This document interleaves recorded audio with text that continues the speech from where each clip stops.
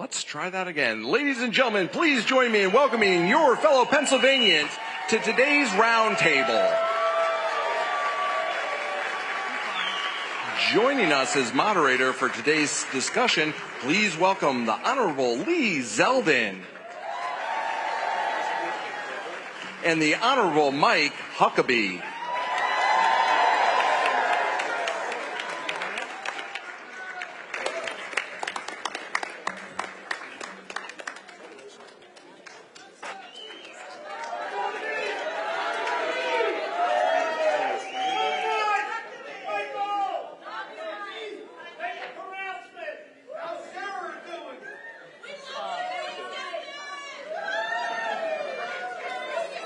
Ladies and gentlemen, please welcome the next President of the United States, President Donald J. Trump.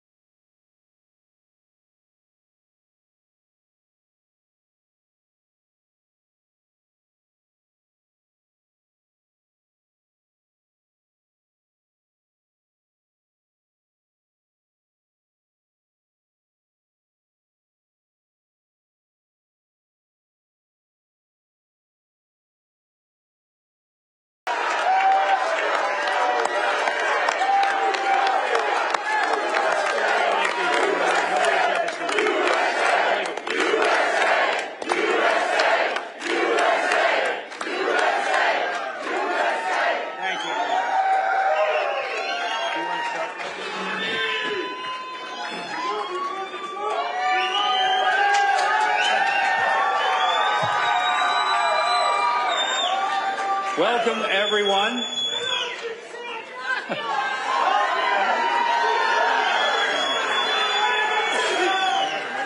Well, it's too bad there's no in this crowd. We want to welcome everyone to this very special forum. Let me begin. There we go. Let me begin by just expressing that whoever came up with this entire event, they flunked geometry. This was told to be a round table discussion. There is nothing round about this table. It is a U shape for whoever designed it. But we're going to have a great time this afternoon as we talk about issues that really affect all of us. And I think that most Americans are beginning to fully understand that there are two kinds of people who get elected to public office. There are the people who get elected because they really want the people of the country to serve them. And then there are people who get elected because they truly want to serve the people of the country. Donald J. Trump is here to serve the people of America. Look, let me be honest with you folks. Donald Trump was not my first choice for president. I was my first choice for president. Would have been a good choice. But I was one of those 16 people that he obliterated on the stage back in 2016. But I'm going to tell you this. The moment I got out, there was never a doubt as to who I was going to support. And for 8 years, this has been my president. And I know you want him to continue to be your president. Great man. No one who has ever been president has had the courage to face down the extraordinary giants of opposition that he's had to deal with. And I'm convinced that next Tuesday, when he wins and becomes not only the 45th, but the 47th president of the United States, This is going to be a time that we can celebrate of once again having a president that listens to the people rather than demands that the people just listen to him. And he serves us and works for us. A bottom-up government rather than a top-down government, and we're long overdue for it. That is for sure. Well, this afternoon, what a privilege to be here with 7 distinguished people from Southeast Pennsylvania, and also Congressman Lee Zeldin, the distinguished former congressman from New York, who is one of the smartest and most articulate people that we have in our political system today. But we're going to get started with this opportunity to just discuss some issues with some of these folks who live right here in your area. And I want to start with Donald Clark, who is right down here to my left. I don't think that's his political position to my left, although I don't think you could possibly be to my right, Donald. Not possible. He's a retired police lieutenant. He served 32 years with Upper Darby Township. He is going to be one of our panelists. And all of these folks are going to be talking. But before we get to the panelists, I know the person you came to hear was neither Donald Clark or me. It is our next president, ladies and gentlemen, President Donald J. Trump.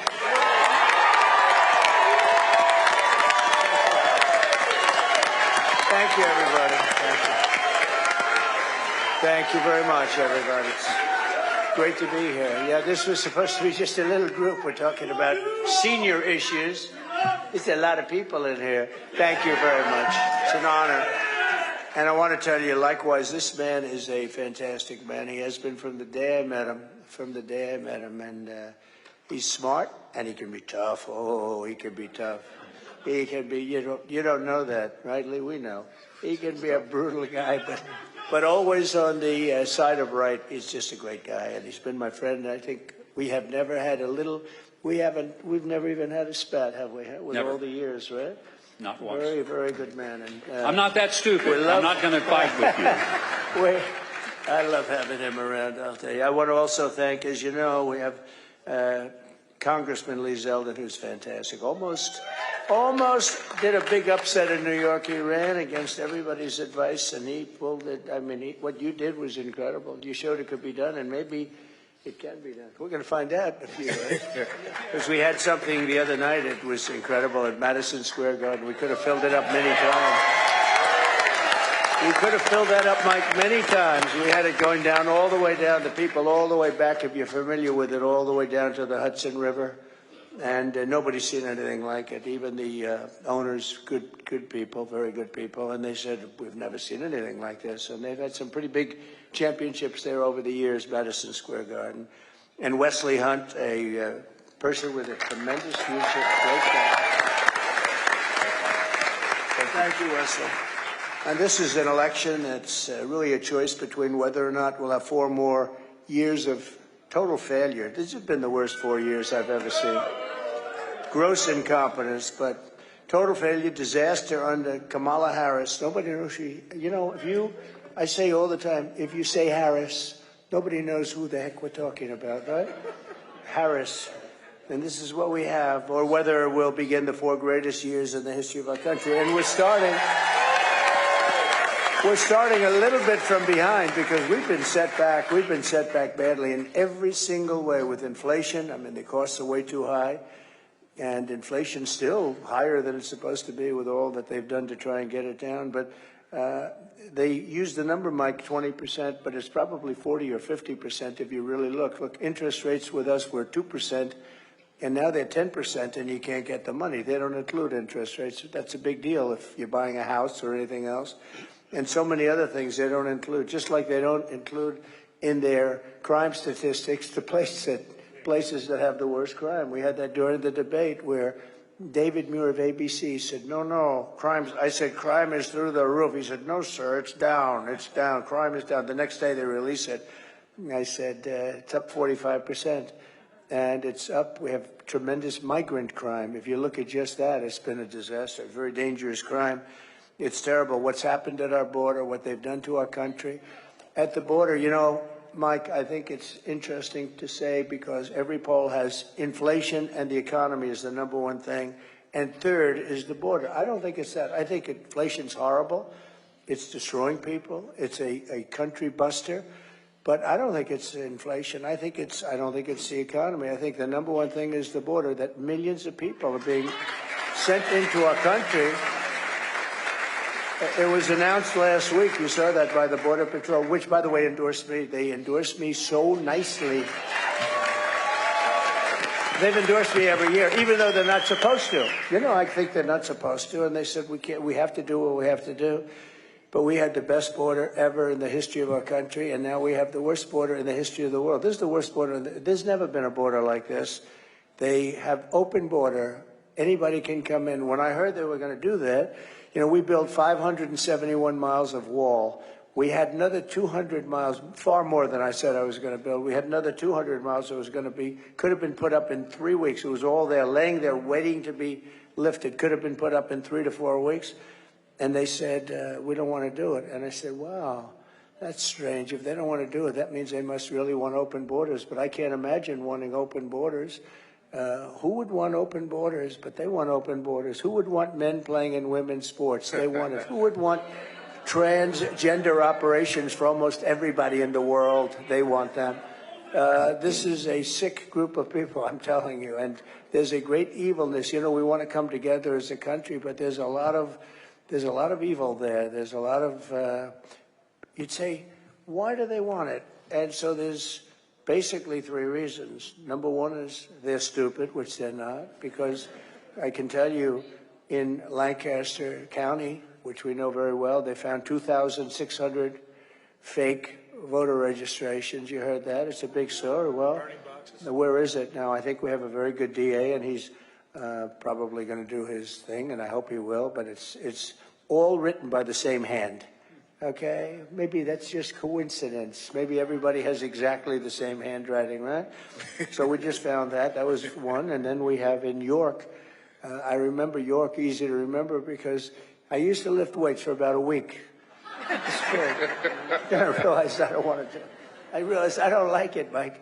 And York was the barbells and all that stuff. I think that's moved to China, along with a lot of other things. Well, maybe we'll bring it back. We're going to tariff the hell out of them. We'll bring it back. I'd love to bring it back.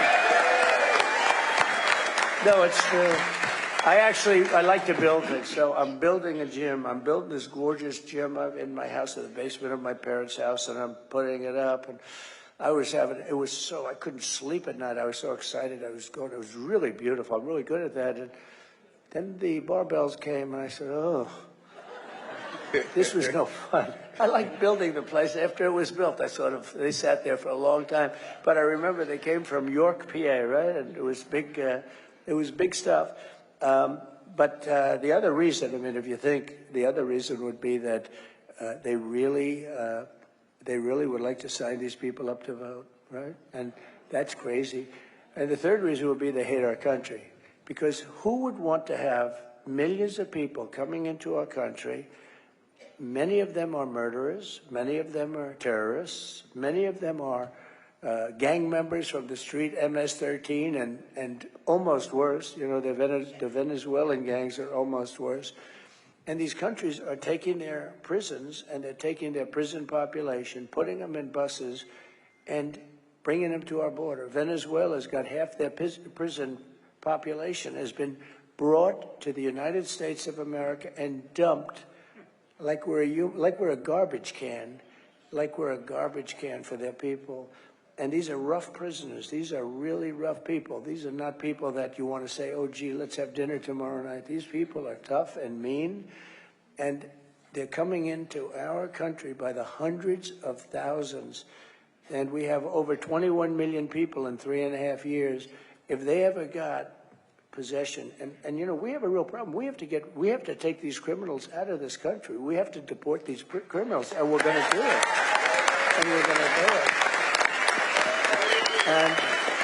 And I know this is very much a senior-oriented little meeting, but Mike and I were talking. I think this is the biggest senior issue. This is the biggest issue we have. They're destroying our country. They're ruining our country. You're not going to be able to walk outside anymore, and they're depositing them. So they were saying, Kamala, Kamala was saying yesterday, no, I really think walls are fine. Well, for her whole life, walls are, forget it. And the only two things, remember, that work without obsolescence are walls and wheels, right? And walls work.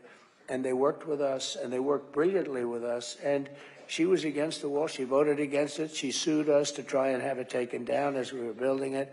It was very hard to get approval. And what I did is I just said, you know, this is crazy, because I rebuilt the entire military, the entire U.S. military. They shouldn't have given a lot of it to Afghanistan. They gave a big chunk to Afghanistan in the most embarrassing moment. But we rebuilt the entire military. We're going to do it a little bit again because they've given a lot of it away. We defeated ISIS. We did all of these things. We got you the largest tax cut in the history of our country, larger even than Ronald Reagan's tax cut, the largest regulation cuts. We had the best economy in the history of our country. We did so many things. And what we want to do is we want to make it safe for everybody, for seniors. This is a big senior issue, but for seniors and all. These are people that, these are high-end criminals. They have 629,000, all released by everyone. These numbers were given to us by Border Patrol. They never did it before either. They never talked about specifically. They'd say a lot of people coming in, but they were given to us by Border Patrol. Hundreds of thousands of high-end criminals are released, and she's the border czar. She was put there by Sleepy Joe Biden, and then he went back to sleep. He said, oh, no, it's in good shape. And, you know, and when they endorsed me, the question was asked of the top person who made a beautiful speech, Paul. I would call them all the time. I'd call them, how we doing on the border? Once a week, twice a week. I just like, you know, I was the president, and they're destroying our country.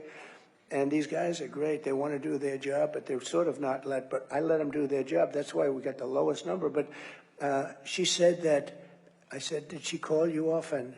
No. Oh, in 3.5 years, how many times did she call? Thinking, you know, it'd be dozens. She never called. I said, wait a minute, she's the border czar. She's the one that's in charge of the border. She was put there by Biden. And she never called. No, sir, she never called one time. And when they endorsed me, they said he's the greatest president on the border, but he's the greatest president overall that we've ever had. I said, Mike, I said, does that include? I said, they said he's the greatest president we've ever had. And then one of them said, sir, you're the greatest president of my lifetime. I said, I like the first one more that we've ever had. I said, so, greatest president that we've ever had. I said, does that include Abe Lincoln? Yes, sir. Does that include George Washington? Yes, sir. I said, that's good, right?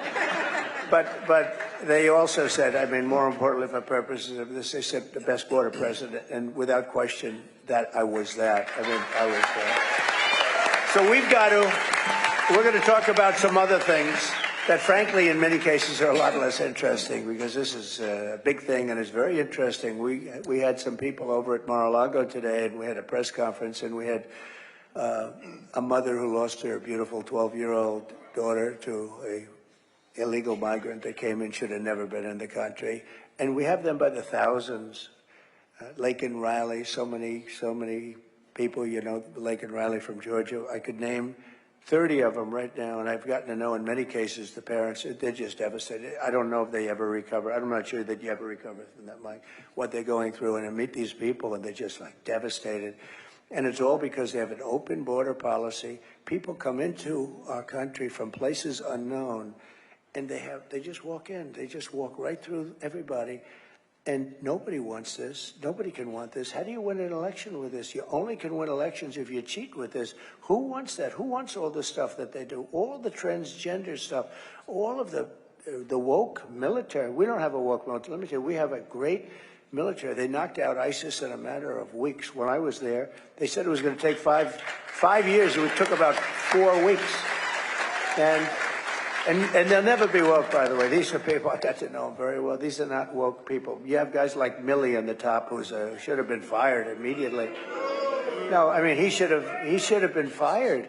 Whoever was involved with Afghanistan in that horrible period of time, that horrible day, but it was a little more than a day, where we lost 13 great soldiers. We had They never talk about the ones that lost the arms, the legs, the face was obliterated. They never talk about them. They act like, oh, this is fine.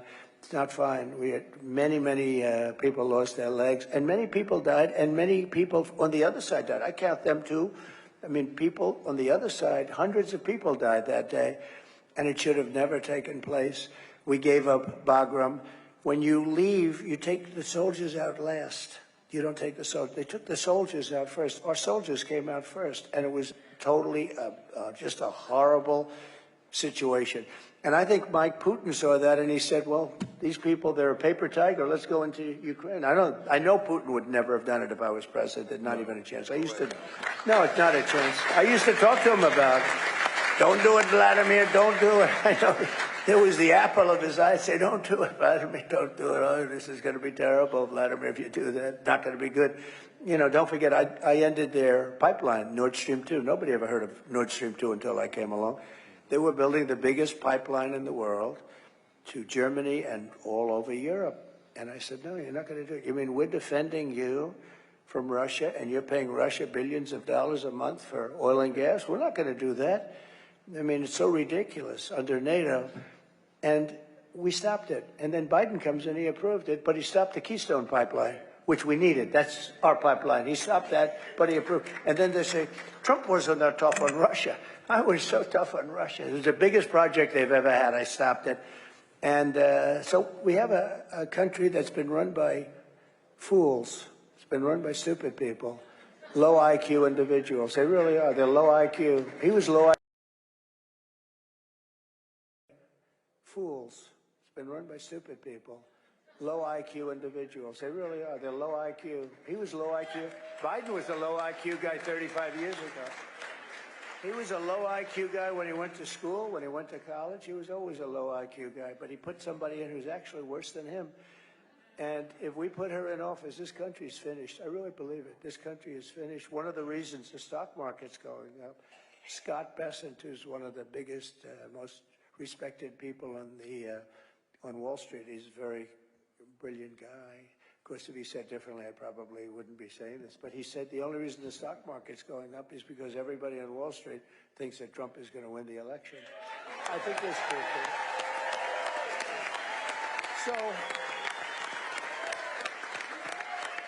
So we have to keep you safe. In addition, from a medical standpoint, Mike, we have to keep them safe physically from these people that are coming in. And we're going to do I don't like doing this, but we're going to do the largest deportation in the history of our country. We're going to get all of these criminals out.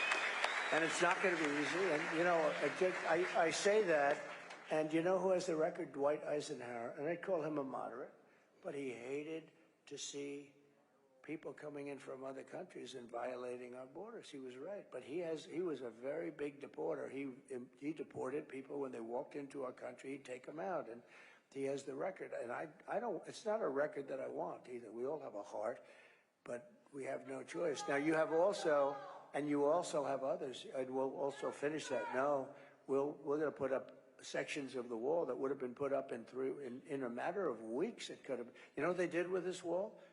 Much of it they sold for 5 cents on the dollar for scrap metal.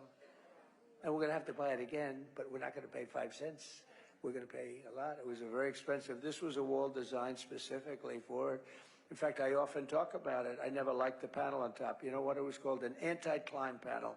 It looked beautiful when you had but when you put the panel on top, it didn't look as good. And I said, why do you do that? They said, it's anti-climb. I said, I don't believe it is. And we actually had mountain climbers and drug climbers. We've got a couple of them. It's unbelievable. They can carry 100-pound sack on their back. But they can go up that thing. You and I could never do that, I think. You and I could. No, they go up it like it's nothing. And actually, the anti-climb panel worked. So I said, good. So it was built specifically out of steel, concrete, and rebar. And hardened steel, very hardened to concrete. So we built so many miles of it, and it worked. And we had the best. And by the way, Mexico did pay. They paid a big price. They weren't able to pay for the wall, but they gave us tens of thousands of soldiers. I said to the president, you're letting these people into our country. You have to give us soldiers to protect us while we're building the wall. I can't do that. I can't do that. I said, if you can't do that, then I'm going to put tariffs on every product that you make, and we're going to charge you 25% back. And he said to me, like I said, I'd love to do that. That's what happened. Millions and millions, maybe billions, but millions and millions of dollars they spent on, they gave us, and I said, free. I don't want to pay for your soldiers. I want it free because they're coming through your country, into our country. And we did a lot of things. We did great things. And very important was the rebuilding of our military. But in part of the rebuilding, I said, look, this is an invasion into our country because you couldn't deal with Congress. You had guys like Mitch McConnell and others that were just absolutely terrible. I tell you, he can be Republican. He can be. I'm a person that says it like it is. And guys that were really not on our side very much. And I will tell you, I said, this is an invasion of our country. I'm going to take it out of the military because the military had a tremendous. I was able to get tremendous amounts of money to rebuild our military. We have jets that were 50 years old. We had, Mike would often hear stories where you had the bombers where the grandfather flew the plane, the son flew the plane, and then the grandchild was flying the plane. It was the same plane. It was like so old. And we rebuilt almost our entire military. We're going to be upgrading that. So we did a lot of things, and we did a lot of things medically. One thing I'd like to talk about is right to try. So you know what that is. I hope nobody in the room needs it. But we have the best labs, doctors, technicians, but our laboratories are the best for new medicines and everything. They're really amazing. And but you can't get it approved. I mean, and rightfully, you can't get it by the FDA. They can't stand me, by the way. I used to push them. I got it down from 12 years to 5 years, but they need certain times. I mean, they do need. I want everything to be rushed, but you can't necessarily do that. But we have a situation where we have things that are really good. We're pretty sure they work. They may not, but we're pretty sure they work. And I said, why isn't it, if a person's terminally ill, why can't they use this stuff that may or may not work? Sir, it's been going on 48 years. They couldn't get it worked out. The country didn't want it because our country would be sued. The insurance companies definitely didn't want it. The labs didn't want it because they didn't want a terminally ill person to be using, something that's going to be like show badly, where they have to put it down. They have to do their lists, and they didn't want to be, they call it a list. They didn't want to be on the list. Somebody's terminally ill and dies and using the medicine. And I understand that. So I got everybody in a room, every one of the doctors, the labs, the insurance companies, and even the country representatives, the Justice Department. They all came in because they couldn't get it done. I said, here's what we do. Somebody can use it. And these people were going all over the world. They were going to Asia. They were going to Europe. If they had money, and they would get scammed many times, but they'd go all over the world. We couldn't do it here. And most of them, though, had no money, and they'd go home and they'd die. I'd say, look, if somebody's terminally ill, I want to give them a shot at life. It's a great feeling, at least. At least they can say, well, I've got something, and maybe it'll work, and maybe it won't. But the expression, what the hell do we have to lose? Somebody's terminally ill. Why? They were saying, we'll be sued. I said, you're not going to be sued. So we worked out, and it didn't take that long. After 48 years, within a period of about a month, and then I got it approved by Congress, believe it or not, we could get things done. But think of this, we got it approved, and everybody agreed, anybody that signed that document, you wouldn't sue anybody. If something happened to your family, the family would sign, the person would sign. No liability for anybody, and you have the right to try. We have saved thousands and thousands of people, and it's very interesting. Some of the biggest proponents of it now are the people that fought it the hardest to get it, like the laboratories, the medical companies, because it actually showed that it worked. People are terminally ill, and in many cases they came back, they had absolutely no problems, they had no disease, they have no anything. It's called right to try. We did that. Nobody thought we could get it approved. We got it approved. They signed a waiver of liability, and which in business you sort of do. But I got everybody into a room. I said, we got to do this. And we've used, I have a person who works for me, was saved because of that. A very great person that works for me was saved because of Right to Try. There was no medicine. There was nothing was going to work, but there was a space age something, a medicine that they were going to use and that they did use. And it saved anyway. It saved millions of lives, all these different things that they're developing. And in some cases it doesn't work, but in many cases it does. I would say in many more cases it does. So Mike, we saved thousands and thousands of lives. And again, I hope nobody in this room needs it, but it's awfully good. It's awfully good. At least it gives you a hell of a shot, and it turned out to be really amazing. So I'd like to ask Mike to now take over and go around the room. I'd love to hear from Ed and Ted and everybody, and we'll see how we're doing, okay? Thank you very much. Thank you. It's a great honor. Thank you. Thank you very much. Well, Mr. President, you certainly just gave us a good reason to be happy about next Tuesday. You reminded us why you've been fighting for the people. And every one of these folks who are here at the table are here because they live in this area. They all come from different perspectives, but they have a unique understanding of what's needed in this country and why we need you to be back in the White House. And I'm going to start with Donald Clark. He's a retired police lieutenant. He served 32 years, and he did a variety of roles from patrol officer, field training officer, K-9 officer, was on the SWAT team. I think it's interesting, Donald, you were in the police business 32 years. You've been married 36. You might tell us which was the hardest of those two careers, but I want you to speak specifically. Don't do it. You can get yourself in trouble. He wanted to be cute. I've done that. Don't do it. Say, I love my wife very much. The police was... You'll be careful on this. Good answer. But speak to the issue of crime. Would you go back into police work today knowing the kind of challenges police officers face that maybe weren't faced then? And then as a retiree, how difficult it is to live on retirement income given the economy that we currently have? I'll be totally honest, I would not want to go back and work on the street again. I spoke with a lot of my colleagues, and the biggest thing that is really challenging now is it's burnout, the inability of retention and recruitment of the officers that we need due to the lack of respect and hatred towards the law enforcement prevalent in our big cities today. Coupled with that is the lack of support from administration, budget cuts, and the lenient and soft on crime policies of the district attorney's office in those cities. In turn, a trickle-down effect into the surrounding communities comes down from this. And just because Philadelphia has it, now all of a sudden Upper Darby has the same issues. And then with this, it's forcing law enforcement to do more with less.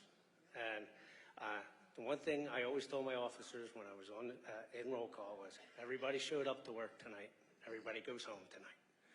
And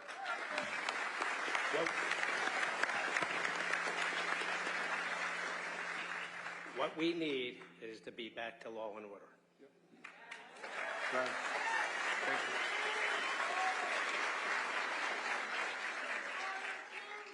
you. Now that I'm retired, and I retired in 2020, and I do have a good pension, but it is a fixed income. My wife, who was a registered nurse, Lori, she retired in 2022. But with the unstable economy, the high cost of living, high inflation, we were not comfortable with what we had put away for our savings for retirement. So Lori took another job, and actually she just retired last week.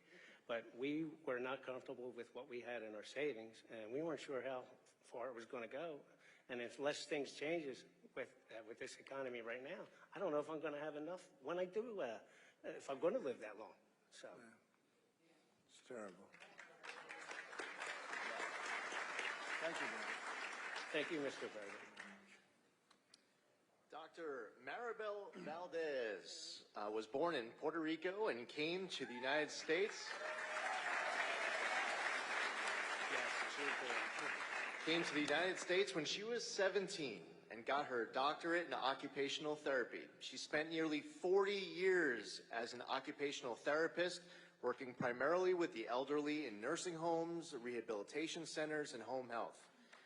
In private practice, she was a Medicare and Medicaid provider for occupational therapy services. So Maribel, you have had a lot of experience working with Medicare, both as a provider and now as a customer. Would you mind speaking to your experience working with the 1-800 Medicare hotline? Mr. President, I just wanted to tell you that I moved here in 1981 from Puerto Rico, and I want you to know that Puerto Rico stands behind you, and Puerto Rico loves you.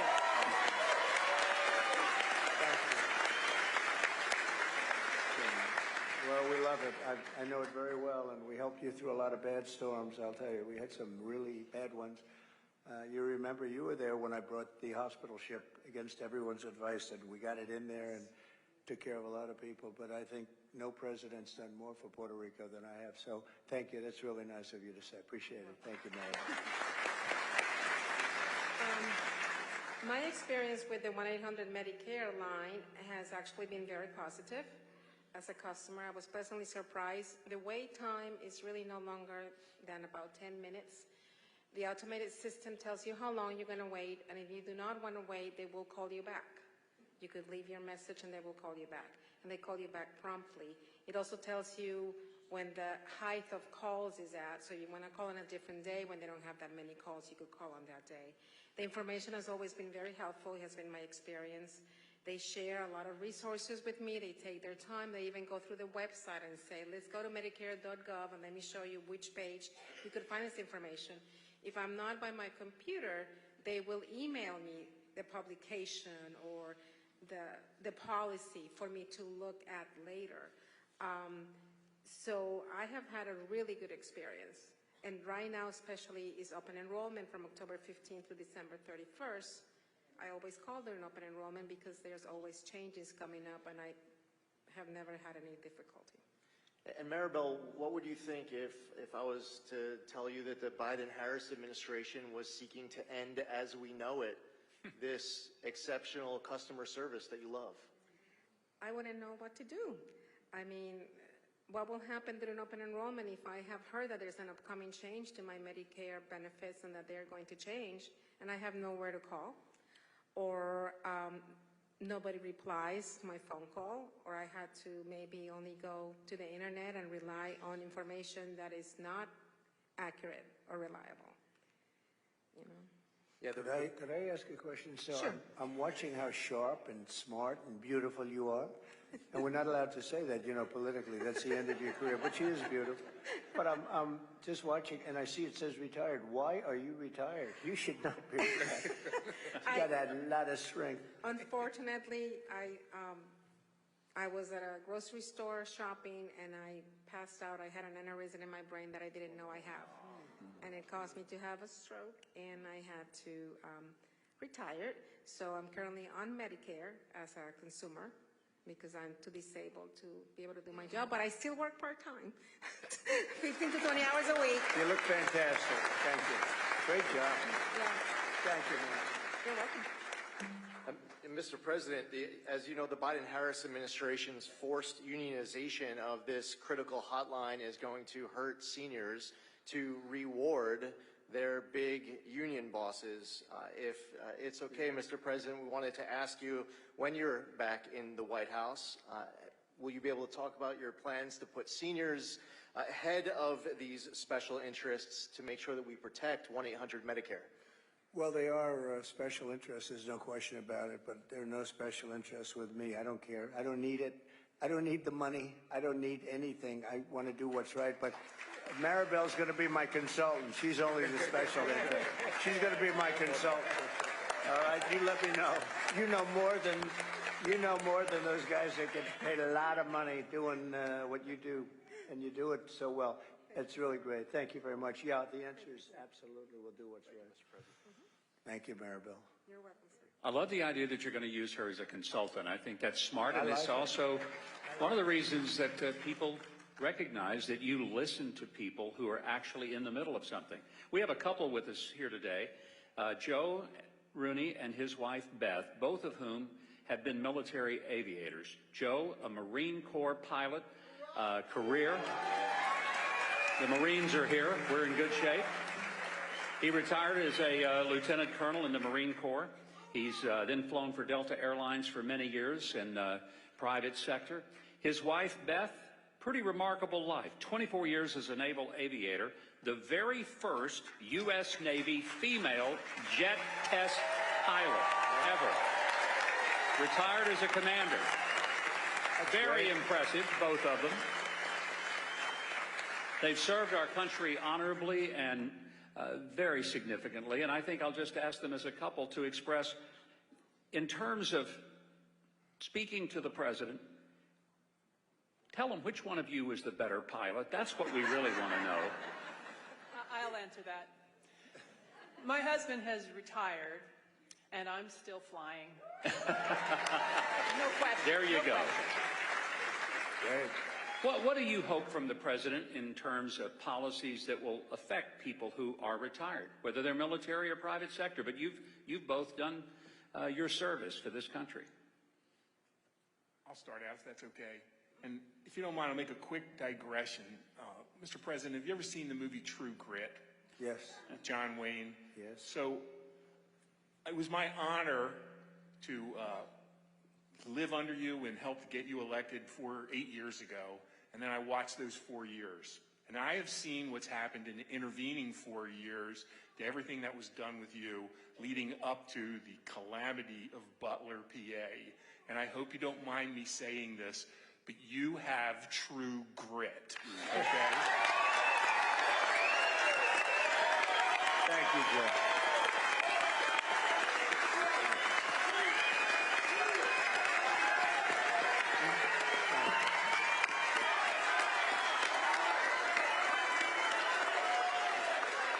Thank you, Joe.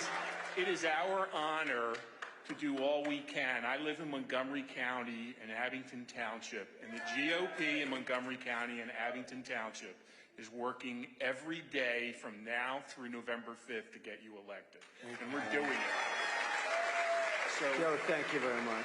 That's really nice. I know I digress, but I honestly mean it. And my wife will add some more. But you asked about how we can help seniors.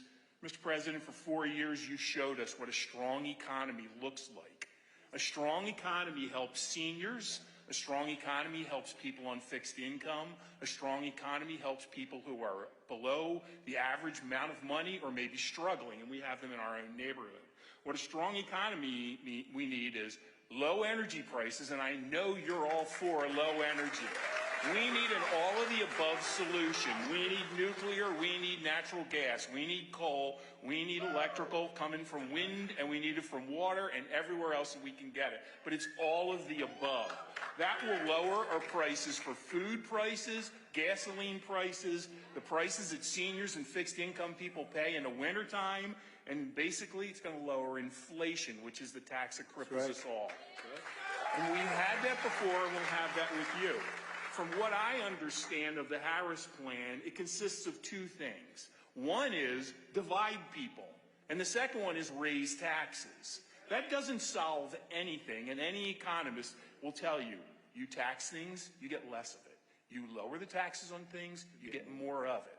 And the other thing I'd like to say, and folks, I hope you understand this, Tim Walz is the governor of Minnesota. Minnesota is one of only 10 states that tax Social Security income at the state level. So she chose him. So for all of us in Pennsylvania, we don't have that right now. What can we expect? That is anti-fixed income. That is anti-senior. And I'm afraid that that's what we may look forward to. And the last thing I'll ask you, just because I don't know the answer to this, what does 10 million plus illegal aliens coming into our country look forward to as far as the Social Security Trust Fund is concerned, as far as Medicare is concerned? How can we look at our own kids and go forward and say, we have any idea about it, because nobody does. This is a catastrophe. So those are my thoughts. Well, they're good thoughts. And the only mistake that this great husband of yours made was it's not 10 million, it's probably 21 million, you know, which is, and that doesn't include the gotaways. You know what a gotaway is? That's the people that just pour in and, you know, they're all pouring in. And we're not going to stand for it, number one. And number two, we can't. And, you know, the reason they come is because we say we'll give you, I mean, they actually tell them we're going to give you health care, we're going to give you this, we're going to give you Social Security, we're going to give you education. We have a community in Springfield, Ohio, with 32,000 illegal migrants were put into a 50,000 person community, and you can't get into the hospitals, you can't get into the schools, you can't do anything. It's a disaster, and it's all got to change. It's not sustainable. I mean, it's not, you had a nice community, Springfield, and now it's, you heard about this, Mike, 32,000 illegal migrants. Now, they sort of made it legal by playing cutesy with the law, but they're illegal migrants, and it's just not sustainable. This is happening all over the country. In terms of pricing, what you're really alluding to is drill, baby, drill, because when we bring the energy costs down, everything's coming down. And we have more energy under our feet than any other country, including Saudi Arabia and Russia. And we were, as you know, energy independent 4 years ago, and now it's a mess. We're buying tar, big bets of tar from Venezuela, and we're refining it. It's a mess. And we have the best energy, we have the best oil, we have the most oil, and we don't want to use it. We want to go and give money. You know, Venezuela is the enemy, and we now are making them a very rich enemy. It's not even believable what they're doing. They don't know what the hell they're doing. But we're going to drill, baby, drill. We're going to use our stuff. We don't need anybody else's. And we're going to open up Anwar in Alaska, which is as big as Saudi Arabia, they say, the biggest in the world. I got it open. Ronald Reagan couldn't do it. Nobody could do it. For 60 years, they couldn't do it. I got it done. And Biden comes in and he decides to not let it happen. I'll get that thing open so fast, we'll supply to everybody. And we'll start paying down our debt and all of those good things. But your costs are going to come down. You bring energy. Energy is really more than anything else. It was their spending, but it was also energy. That's really what brought up the costs, because energy, you need it for everything. If you make donuts, you need it for the stove, you need it for the trucks, for delivery, you need. And we're going to have so much energy. And one of the pledges that I make is that we are going to have energy costs, which are very high right now. And that includes gasoline. We're going to get rid of the mandate, by the way, the electric mandate for your cars. That's going to come off. And that's great. You know, if somebody wants an electric car, I mean, Elon Musk gave me the biggest endorsement you've ever seen, and his cars are great. But not everybody needs to have an electric car or wants to have an electric car. You're going to be able to get hybrids, you get regular gasoline-powered cars, but we're going to bring your energy cost down by 50% within 1 year. By the way, it's going to be easy. We can do it. Nobody else can because we have so much. It's right under us. Even in New York State, they don't realize that New York State is sitting on a tremendous amount, and if they used it, Lee would, I told Lee would have opened that up in 2 seconds. They don't want to drill for the environment. And the people in Pennsylvania, they're sitting there, they have a Cadillac, and the people across the line is right here, and they don't have a car. And it's just absolutely, we have so much energy in this country. We're going to bring down the prices. That'll bring down everything else, and you'll be in great shape. But that's fantastic. I'm fascinated by your wife. So they say that as a pilot, the hardest thing you can do is land on an aircraft carrier. Have I heard, is that a correct statement? Do you land on an aircraft carrier? Yes, in fact, that's... You gotta be kidding. She might be better than you. All the airplanes have hooks on the back, so you got to use them. So right. Go land a carrier. That's fantastic. It's a great story. Thank you very much, Bob. Appreciate it. All right. Ed Grove is a telecom union member and a proud American patriot. I understand he's also a talented musician and singer, a jack of all trades, and the proud father of 4 grown children.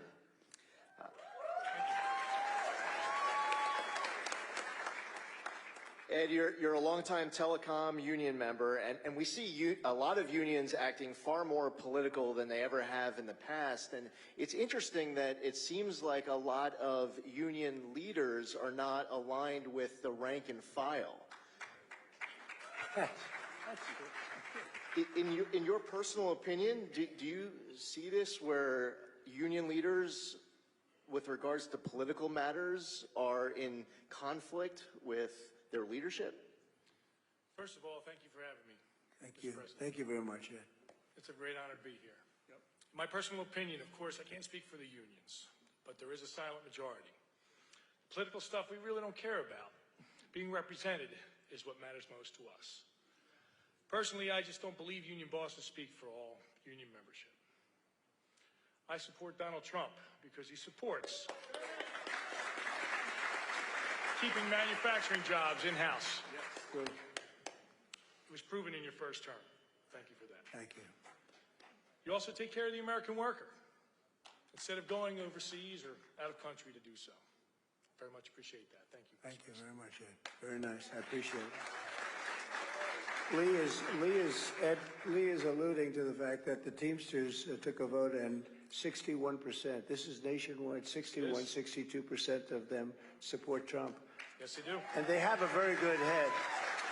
They have a man named Sean O'Brien, who's a great guy. He's the head of it. And but he released those numbers, which is something I appreciated very much. And the firefighters, the same thing. They support me, the rank and file, so we have a lot of the unions beyond that. I think the auto workers in Detroit, we're going to bring back a lot of plants into Michigan. We're going to bring them back very fast. And you probably read, Mike, where I they were building a giant plant in Mexico, sponsored and owned by China. And I let them know, and that would have destroyed Michigan. This plant would have made as many cars as all of Michigan. This was going to be the largest plant in the world, and I let them know, you build that plant, and we're going to put the biggest tariffs on those cars you've ever seen. And, that was about 2 weeks ago. They've just announced they're not going to build the plant. That's a great thing. Isn't that good? Now, if they want to build it in the U.S., that's okay, Ed. If they want to build it, Mike, in the U.S., that's okay. But they're not going to build it in another country and send the cars in here and destroy all of that. That's what's happening. That's what's been happening for 50, 60 years. So they just announced, China just announced they're not going to build the plant. I'm very happy about that. Thank you very much, China. Absolutely. Thank you, sir. Great honor. Thank you. Mr. President, I want to introduce you to Dr. Kathleen McGuire. She is just to my right here. She has a very esteemed academic career in gerontology, but I think she brings something else to the table, not just the academic study of gerontology, but more importantly, she cared for her own mother for 2.5 years. And Dr. McGuire, if you could express, when you went from the academic side, studying and teaching others about gerontology, and then taking care of your mother, what were the big challenges, and what kind of assistance did you find from the government when you were trying to be the caregiver to your own mom? Thank you. I appreciate being invited here. The challenges were not being able to navigate the system, not knowing how to navigate the system. Yes, I taught the class, but it's different when it's your own family member. You can tell everybody else how to do this, make sure you give them resources here, but if you don't know it yourself, that's even more difficult. When you live that experience, living with my mom, and I'll tell you, it was very challenging, and I'll tell you a little bit about her history. What happened was that she was living alone in the Pocono Mountains, on a mountain, 100 miles away from family. She was a widow. I was trying to keep up her house, and according to the Department of Human Services, she was not able to get any assistance because she was not under the federal poverty level. Even though she was on a fixed income, getting Social Security, and she had an Advantage plan, which was also more money. She had one big asset, and that asset was her home. So she was asset rich and cash poor. All right? So it was difficult. She wanted to live there, and she wanted to die there. But it was more difficult. She had to make difficult decisions. Do I pay my taxes, which she had to pay her taxes. She had to pay association fees. She had to pay utility bills with, what, $1,400 a month, maybe? She had to pay for food, maybe. And she had to come up with a decision. What do I do? Do I maintain my home or do I eat? She chose to maintain her home rather than her well-being. she decided, well, as her health deteriorated, we brought her back to my house in Bucks County, Upper Southampton, rather than Lower Southampton. Not far from Mickey D's where you were, yes. Right.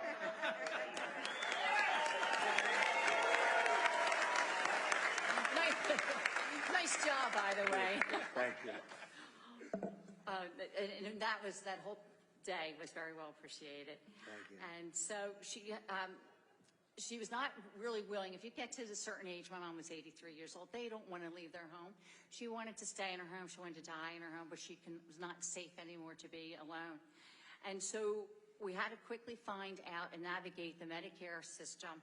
And so what we found for my mother, and maybe for other seniors, because remember she was asset rich and cash poor, that Medicare does not pay for adult care services, adult daycare services, hospice. She was in the hospital in April. If I wanted to switch her from this room to another room, $14,000 a month. Cash, okay? All right? She came to us and she didn't have there was no respite care. That is not covered. Home care assistance is not covered, and you have to have basically 4 hours of service from these, agencies. So what happened was that I'm fortunate enough and very proud of my immediate family. We became the caretakers.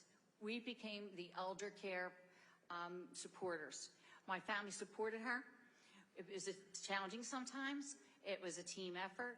She was able to get to her doctor's visits, go to the dentist. Any money that she didn't have or couldn't pay, our family supported her. She had 3 meals a day. She had significantly lost a lot of weight. She was down to 100 pounds at 5'6". Well, she'll probably less than that as you shrink. But she gained 20 pounds with us. Gained 20 pounds, had to buy new clothing. Yep. Thank God that's for my son's cooking. But she wasn't allowed to leave the table until she finished everything. So that was, what goes around comes around, right? All her activities of daily living were supported by us. We took her everywhere she needed to go. She was my best bud. She went with me door knocking. She did. I had very signs. Nice. Yeah. I knew I liked her. 83 years old, door knocking. Sometimes Very I'd nice, leave her in thanks, the yeah. car and I forgot that she was there. I was too busy talking. But she was with me, wasn't she?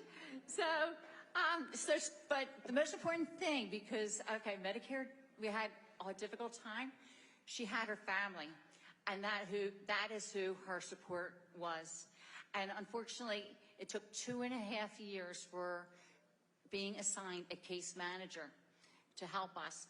Did that work? After 6 weeks of being into a facility, she had passed away. And at lower than, probably about 100 pounds. But you know what? It's difficult to navigate this system. And it's difficult when you need help and assistance because there's no one there to help you. And I'm very proud of my family for that. So asset rich and cash poor. What did they do with the house? What happened with the house? Oh my gosh. Well, I was showing somebody pictures earlier. See, I'm in the real estate business, so it's always interesting. Yeah. My mom, she lived in the Poconos, and what happened was I was there one day visiting my son in New York, and I came home, I noticed mold. There's black mold all over, and she was hiding it. So we had to take the whole roof off. You could look into the house, sheetrock off, everything off during the winter. And so her utility bills were $1,000 a month. So what did I say? She ended up with $1,400 maybe to $1,200, $1,000 for her utilities. What did she have left to pay for the rest of her bills? So as the work progressed, now insurance does not cover a new roof. Right. So as the work progressed, the workers walked off the job, off the construction job, went out of business with her money, and did not finish the job. So the house now is sitting there. Not sitting there, we're going through her things, which is the worst, horrible thing to have to go through. Going through her things, and we're going to have to put it up for sale. And, A good area for in the sure. Poconos, Albrightsville, right by Hickory, if anybody knows where Yeah, Hickory that's runs, good. State Park, the Big Yeah. Boulder, Lake Harmony. Yes. Good. Yep. That's good. Well, Mr. President, you Thank you.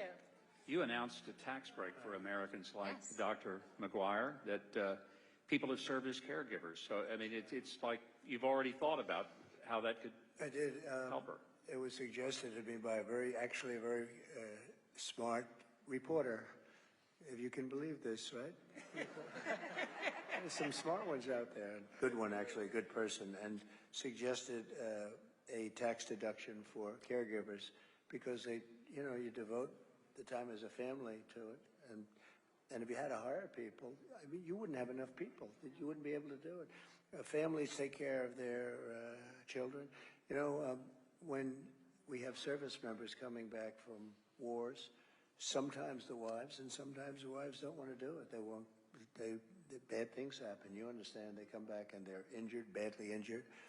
The mother takes care of the son and has to take care of the son for a long period of time. It's very sad when you see it happening. They go out to war and they come back and they have problems, difficulties. And so I want to make it so that we're getting tax credits for those people that take care of people, because honestly, if these people, a lot of them are called angel moms, and they're called a lot of different things, but they're beautiful names, actually beautiful names. They're beautiful people, and not everybody's like that, to be honest with you. But when we have people like that, I think they should be given that tax credit that we talked about. I mentioned it the other night at Madison Square Garden. It's great. If some families are, the caretakers have to leave their jobs as well. Right. I'm on a Social Security. I'm over Will you be age. able to finish the house yourself? Will you be able to? My husband, who's behind me, and my children will probably finish the work, and we're trying to. Well, if you need a little extra, am I allowed to do this? I will, because I'm not in office now, so I could do it. But you'll come to me a little bit, okay? You'll call up Mike Wilson. So if you need a little extra, we'll help you out. Okay? All right? You left, and I'll have him be the guy to figure it out. All right? All right, Mike? That's a beautiful story. Thank you very much. Thank you. Lovely. You're a lovely woman. Beautiful. Beautiful. Thank you. Appreciate I'm it. glad the pilots didn't give me any story like that, right? Huh? Thank you. Well, good luck with it. Beautiful story. Yes, thank you. I appreciate it. And grief is hard. No. That sounds like a great mother, actually, right? We were very close. My mother was very young when she had she hates it when I say it, and I hope she sees this, my older sister. She's only about 15 months older. And so, yes, she was my best friend, basically. That's great. Beautiful story. Thank you. Everywhere. Thank you, Catherine. Thank you. Mr. President, as I introduce our last panelist here, it's a little closer to our heart with Wesley, fellow Army veteran, as I introduce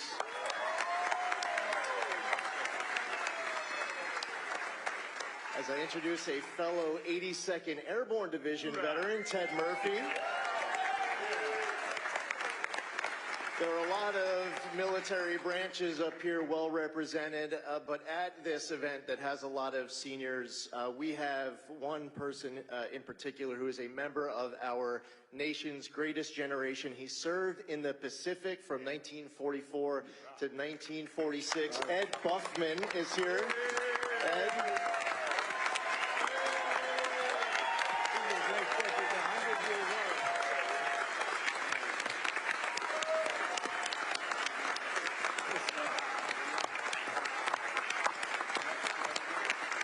He was great. Thank you, Ed. I saw Ed backstage, by the way. He looks like he's like 60. Ed is great. He's got the best skin. I said, what do you do with your skin? It's so beautiful. Look at you. He's got good hair. He's got the whole package. Am I allowed to say your age? Am I allowed to say that? No, I don't. You'd be shocked. It's great to be with you. You are a character, too. He's got his beautiful wife, but you are really something. Thank you very much. Thank you.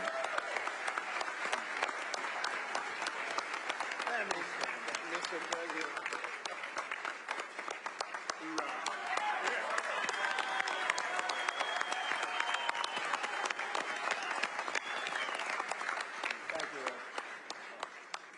guy. Mr. President, it was an honor to be with you in Normandy for the 75th anniversary of D-Day, and I remember sitting filled with World War II veterans, and they were all hollering after you, trying to get your attention. The amount of love with all of these veterans there at that moment.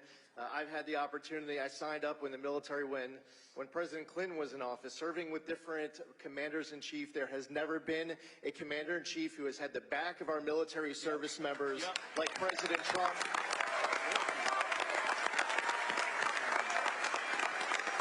And our veterans have never had a commander-in-chief who's had our back like President Trump. Thank you very much. Very much. Thank you very much. And we need to get you back next Tuesday. Thank you very much.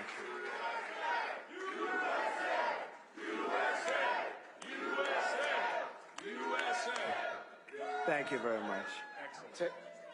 Ted Murphy comes from a family of military service. Ted has served his country in uniform in the U.S. Army, in government, at the Department of Justice and Department of Homeland Security, as well as inside of the U.S. Attorney's Office in Philadelphia and with ICE National Security Law Division in D.C. He is one of the top immigration attorneys in the country. So Ted, as a top immigration expert and as a veteran, can you speak to the impact of illegal immigration on the safety of our citizens? Yes.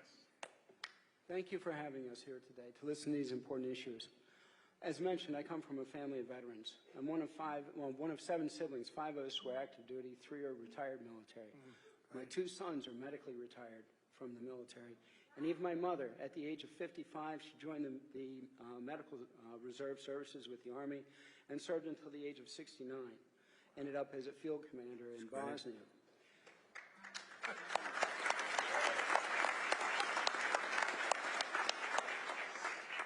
Included in that group are 4 paratroopers and 2 combat medics. And those are just the guys. The tough ones are my mother and my sister. So, veterans,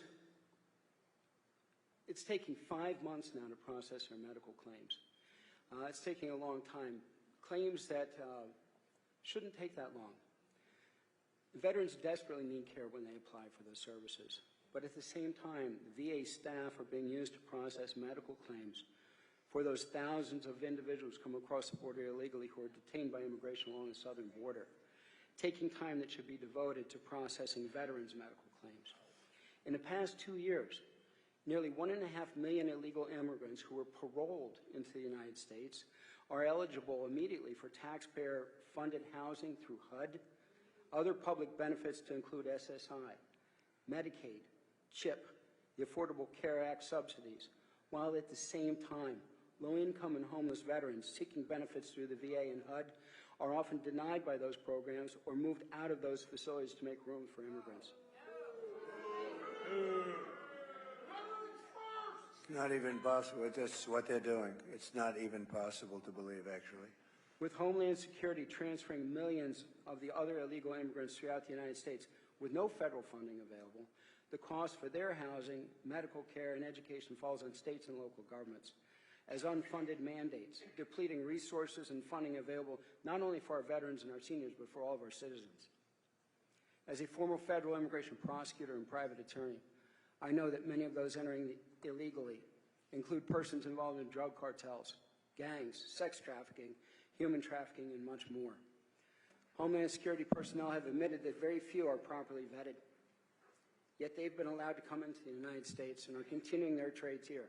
That puts all of us at risk. So, Mr. President, after you win your re-election, how fast can we address these issues? Well, you know, we'll do it immediately. So I think I mentioned before that we have the highest rating of anybody in maybe ever at the VA. We did a lot of things.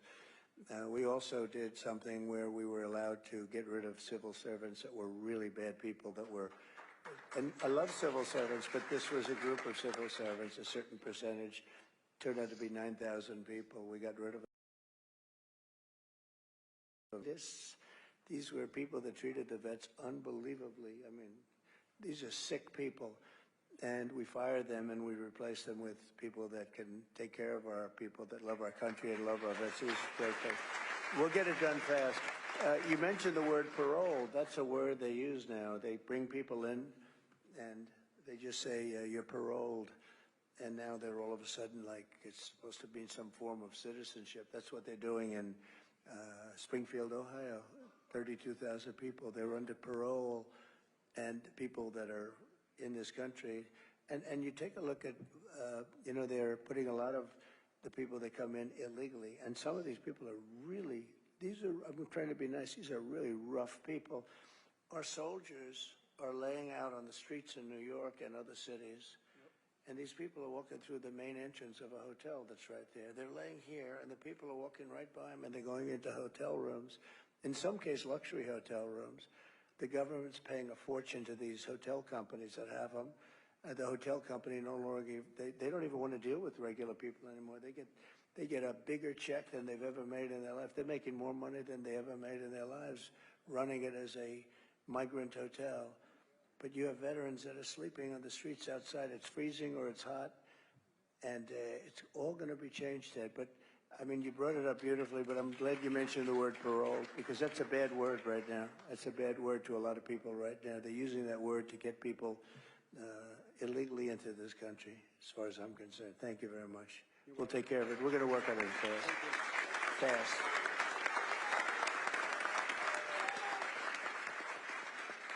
President, thank you so much for being here. Thank you for being willing to put yourself out there for us. You could have had such an easier life if you weren't doing this for us. You sacrificed so much. God bless you. Any final thoughts, Mr. President? Well, thank you. Now, first of all, you're a fantastic young guy, and he's a great lawyer, great everything, and a very successful congressman, and he's a friend of ours, and he's really been great, Mike. I know how you feel about him, but I appreciate it. And Wesley, likewise. You didn't get a chance to speak as much. I was going to say, let's let him speak for about a half an hour, because he's a very impressive guy, but he doesn't need to do that. Just to say that we're going to take care of things. We're going to do things. And, you know, you are right. I didn't need this. I could have been on the most beautiful beaches in the world. I could have had a wonderful life like some other people. I would have had that. But, you know, if I had it to do again, a lot of people say, if you had it to do again, and Joe was nice enough to mention it was, I mean, they've been brutal, these people. They are horrible people. A lot of them are just absolutely horrible people that do not love our country. But if I had it to do again, would I rather be on the beach with the water, that beautiful salt water hitting me in the face, my white skin getting all nice and tanned? Or would I rather be here with you in Pennsylvania, making sure that people aren't going to cheat on the vote? And I will take you and Pennsylvania every single day. I will do it. No. And the reason is, Joe, and the reason is Lee and Wesley and Mike, and it's so great that we're all together because we've all been friends for a long time. But the reason is that we're going to make America great again. We're going to do something that nobody, you know, a lot of people were worried about our country. This country is in very bad shape. We're a failing nation. We really are. We're a nation in decline, as some people would say. But we are a nation in decline, and we're not going to be a nation in decline for long. We're going to turn it around very fast, and we're going to make America great again. And I want to just thank everybody, and it's a real honor. The spirit, you see the spirit, Mike, it's incredible. The spirit that we have right here. It's all over. It's all over the country. And, you know, there's a word called hope. People really want, we did great the first time. We did much better the second time we ran in 2016 than we ran. And as you know, we did, Joe, we did much better. We got millions more votes, but there's never been anything like this spirit. And part of it is that, let's assume I haven't changed that much. I had these similar ideas and everything, but they see how badly our country's run. It's being destroyed by incompetent fools. And we're not going to let it happen. We're going to turn it around. We got to win. We got to win. We have 6 days to go, Joe. We got to win. So, and thank you very much. A great honor to be with you. Thank you. Thank you very much, everyone.